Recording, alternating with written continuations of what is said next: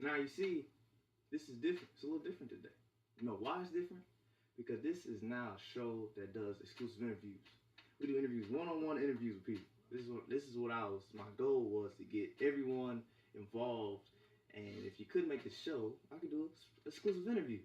So now I got my special guest with me. I'll let her introduce herself because she's a grown woman. So at the end of the day, I'll let her do that. So who are you? Oh, I'm Chantel Smith, the CEO and founder of Capture Sports Agency and an alumni from Indiana Tech Squad. Okay, we should just say some squad in that. Yeah, you heard her. She's a CEO of a small company. No, I'm just kidding. She's getting there. She's gonna get big one day. Hopefully. But we're gonna talk a little bit, and we're gonna get into the background of her success, why she decided to go down that route as a sports agent, and we'll kind of digress into that. So first, I'm gonna ask you the question of what made you want to be a sports agent? I would say it started in high school when I was playing basketball at Southside. That's when I realized I really liked playing sports, and basketball was my favorite sport. That's my number one go-to sport. Okay. So it was then I realized, I really want to help people get into the professional realm of playing basketball or running track or anything like that. So it was then in high school where I knew I wanted to be a sports agent. So like any sport. So you said track, anything, right? Yeah. Well, right now I'm FIBA certified. Okay. I'm trying to be USATF certified, which is track and field. Yeah. Okay. And then later on down the line, I'm trying to do like NBA. I'm supposed to be certified for WNBA in September. Okay. So she get the Maya Moores of the leagues. Yeah. No, those are the great. Mariah Jeffersons out here, UConn. That's interesting. So, now what is the name of your company? I know you said it earlier, but let's give the people a refresher. What is the name? What made you come up with the name? Was it your name that you came up with, or did someone else give you the name? Well, the name of the agency is Capture Sports Agency, okay. And me and my mom put it together, and it took us a while to come up with the name. A long while. I ain't gonna say a long while. It took us like a couple weeks just to come up with the name. But we chose Capture Sports because for us, we want to be different. We don't want to be like all the rest of the agencies that just grab you in. It's all about the money and all other good stuff. So our thing is, for Capture Sports Agency, we want to capture our athletes to be more than just athletes. To be like mentors, you know what I'm saying? Yeah. Help them go out into the community and help kids and everything else like that. Be more than what you are already called to be, which is an athlete. You know what I'm saying? And just help, your community or people around you become better. So that's why it's called Capture Sports Agency. So capture a moment. Yeah. Okay. You got any merchandise, anything like that? I mean, we got T-shirts right now. T-shirts, How much they going for? Polos. Oh, you got polos now. We got polos now. You got the look like a horse emblem like that? No, we ain't got no horses. No horses? It ain't rough though? No. You can't pay for that.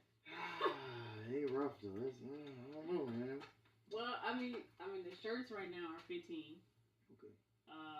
The polos are probably around like $25. $25. Why? Because the collar is extra. Is that what you telling me? So the extra loop in the cotton is extra. Yeah. Okay. Yeah. What kind of cotton are you using? Good cotton? Bad cotton? That good cotton. Oh, okay. Yeah. Now, where can people buy these shirts? You can either buy the shirts on our Facebook page, which is Capture Sports Agency LLC, or you can follow us on Instagram, which is Capture Sports, and then Twitter is Capture Sports, and then our website is www.capturesportsagency.com. Interesting. I'm going to buy me a shirt. I did say I was going to buy one a long time ago. You said that. But you ain't never give me no information on that. I did. Well, no, you didn't. You did not give me the information on the shirt. I did, but it's cool. Okay. All right. So I guess I got to buy me a shirt. And I'll leave a link in the description below about all the stuff that is necessary, that needs to be regarded to her. If you need to get with her, contact with her about her agency. And if any inspiring athletes out there looking for someone, just be the person to get to. Even though I told her a long time ago that I should have been one of your first clients, but she said I got a bad knee and bad back. which is definitely not true. Okay? It is true. I got a bad back, but the back is better now.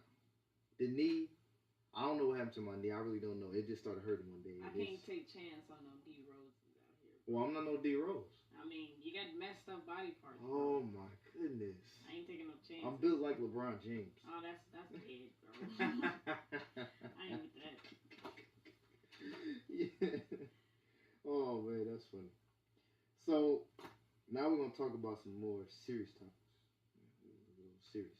Okay. So you know the 3 tragic events that happened here recently. You know, the Alto Sterling shooting, the Philandro Castillo shooting, and then Dallas shooting. Mm-hmm. You know, kind of break down the 3 of them. You know, what's your take on it? You know, what's with the mainstream media and how they kind of portray. I mean, I feel like everybody's using it as a race thing, mm-hmm. and I feel like it may be a race thing. You know what I'm saying? Because everybody keeps saying people don't be having the weapons in their hands, and I feel like a lot of people are saying that the government are just not the government, but the police per se are the ones basically just going around shooting people. And the whole thing about the one, which one was it, Orlando? When they shot up the LGBT community. Yeah. That one, I just feel like it's in a time where everyone's just shooting everybody for no reason. Mm-hmm. You know what I'm saying? I feel like people have so much anger built in themselves, and you know what I'm saying, they just want to take it out on whoever necessary. Yeah, whoever is there. You know what I'm saying? And I feel like, since it's already with the Trayvon Martin and Eric Garner type stuff, they feel like might as well keep it going. You know what I'm saying? It's already out there, so we might as well keep going. Mm-hmm. And especially if they're mad already, it's already out there, so they might as well keep going. All the rest of the police officers got away with it. So I guess you're saying that the rest of these cops, they get away with it too, regardless of whatever the circumstances may be. Yeah. Bring an honest point up. I mean, that's kind of, and I know I said on the show, last week, it was just kind of, I look at it as a, I don't know, cop-out tool kind of. Mm-hmm. To me, they kind of use it as that the justice system has a kind of, I don't know, saturated us kind of to make us believe that it's justified to do what they do. Mm-hmm. But I don't see it as being a just thing at all. I mean, to me, I tell you, it is a race. It's a race war. I mean, that's just kind of what's going on. Mm-hmm. But not to say that there's not white cops killing white people. I'm not saying that, but it just seems like it's more vicious towards us, mm-hmm. But I don't know. I mean, I'm still thinking stuff through with it. I don't know really what's the solution, mm-hmm. because I mean, they say people's first defense is the Constitution, but if you look at us when we were here, when the Constitution was written, we were property.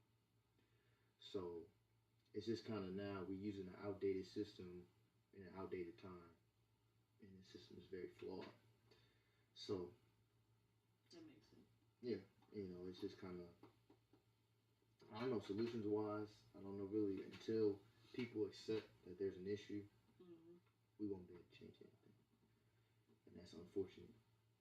Living in America, supposed to be the land of the free and the home of the brave. And it's kind of the exact opposite of that, honestly. Mm-hmm. But who knows? I don't know what happens from here. I think, like I said, I think the Dallas shooting, I think he was trying to prove a point. Just to say, y'all ain't listening to us anyway. So I'm going to show y'all this is what we can do to make you listen. But, and I'm bringing another question to you. Do you think the Black Lives Matter movement is to blame for the issues that's going on? No. I mean, a lot of people are saying, I see a lot of news outlets saying it's Black Lives Matter. They're the reason why these cops are getting killed, black people are getting shot at anyway for it, and black on black crime and all that stuff. I mean, how can Black Lives Matter do all that? It's just a movement. It's not like it's like a whole clan, right, or a whole mob. It's just a movement. Black Lives Matter. All they saying is Black Lives Matter. Now, what they decide to do with that, it's totally different. That's on them. Right. I mean, if people decide to kill just because Black Lives Matter is a trend, then the question is, where's your mind at? You know what I'm saying? Where what is triggering you to sit here and kill people just because there's a trend out called Black Lives Matter? Yeah, and I think a lot of people taking it to another level. Mm-hmm.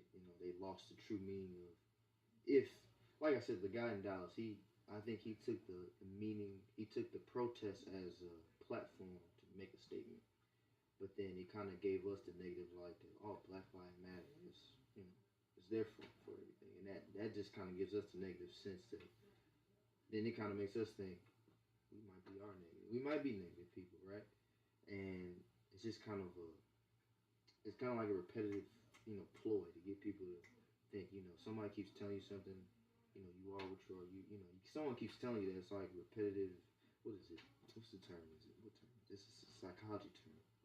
It's like a cognitive learning type thing.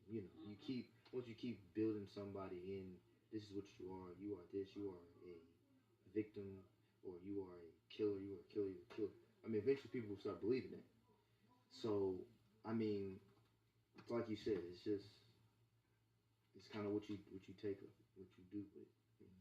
It's not supposed to be meant as a war against whoever. It's supposed to be a movement of peace and putting cops on notice about, or just putting people on notice in general about the issues in America that we still deal with. I just feel like the whole Black Lives Matter thing, like we all chanting Black Lives Matter, but we're still killing our own. So, I mean, what does it really matter if we're still killing our own? So do Black lives really matter? That's the question. That's very true. And that's a question that I still have not figured out an answer to. We blame. I mean, to me, this is how I look at it from the outside looking in. Us black folks, we like to blame everyone else but our own. When we know things are wrong, we know we gotta stop killing each other. Why are we doing this over territory and you got the Crips and Bloods fighting over territory. You mess with this person, you mess with that person, you wrong. Sometimes I look at it as like you can't even walk down the street wearing a certain color half the time. Some of these places, like you wear red, you must be blood, or you part of whatever the affiliates of the Bloods are, and then you wear blue, you must be this. Or it's like, golly, like can we just get along? It's like we rather kill each other than make ourselves better as a race or just in general. Like just push ourselves to be better. It's ridiculous. And I even look at how white people just how they handle themselves when it comes to business related stuff. Like in business they don't try to. It seems like with us, we seem like we try to take everybody else down. We don't want if you prosper and I don't want you to prosper. I don't like it's kind of like the dog eat dog world. Like no, y'all can't. No, you got sports agency. Somebody else black has a sports agency. It seems like y'all two gonna butt heads over some things. It just seems like this is how it is. But I see in some businesses that whites they build a branch. They can say, okay, we can work together. We can build it up, and then we can go our separate ways at the end of the day, and nothing's wrong with it.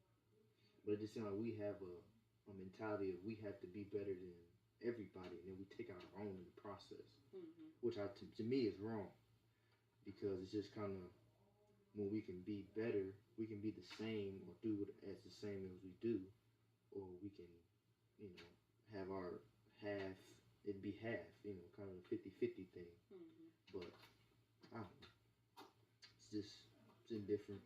People don't want to be on the same page as everyone else. They don't want to make money, I guess. It's just, I don't know. They just don't want to make money. Like, people look at opportunities and say, no, it's not going to work. It's not going to work, But, so a question now about your agency. So, like, you being a woman in this field, is it harder compared to other, do you know anyone else that has started an agency of, male maybe or whatever, or, whatever? Is it harder for you to find clients now as it is as a woman, a black woman at that? I wouldn't say that it's hard to find clients. I would say it's more so harder to, reach out to the, let's say, the guy population more so, just because, already they have in their mind, you're a female. You're not going to know what you're doing. You probably don't know how to get through this industry like we do. So at that point, I'm already, you know what I'm saying, I'm already shot down. Yeah, because I'm a female. So with that, I have to work twice as hard. I have to put in extra work, you know, just to put myself out there and show that I can do just about the same stuff y'all do. So I mean, it's harder for a female to work in the sports industry, regardless of whatever field. That there was a commercial. I had a commercial break. Yeah. The commercial. Well, I'll tell you, that's some funny stuff. That's some technical difficulties though. So I'm gonna just leave the closing remarks right here. Y'all missed out on one part, but that's like an exclusive. That's like you gotta pay for that. It's like pay-per-view. So yeah, if you want to see that part, you can't see it because it's not existing anymore. So